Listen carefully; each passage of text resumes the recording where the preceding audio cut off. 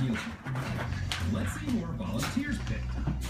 Bob was a bit more outgoing than Al was, for sure. I like Bob better. He kind of like showed emotion, kind of like reaction to how I answered, and he laughed with me, so that was fun to interact with him. Me and Bob have talked about running in the morning. It seems our volunteers are pretty convinced. In a head-to-head matchup, Bob beats Al. The big question is why? Well, in case you haven't figured it out yet, we'll let you into a little secret. Al and Bob aren't different at all. In fact, they're both played by the same person. This guy. He's an actor playing both Al and Bob. Using state-of-the-art software called Face, when our volunteers smiled, so did Bob. And when they laughed, he did too. Al, on the other hand, didn't copy their reactions at all.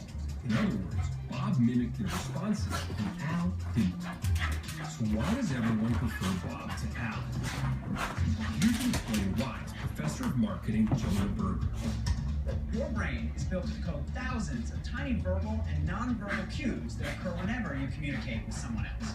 When these cues sync up between two people, it's called mirroring. So if someone imitates them, they think they're more similar. If someone does something different, they're less likely to like them. And so the mere fact that Al didn't mimic our participant made them think Al wasn't great. But because Bob did the same thing they were doing, they start to like Bob even more. In other words, you can make people like you more just by mirroring them.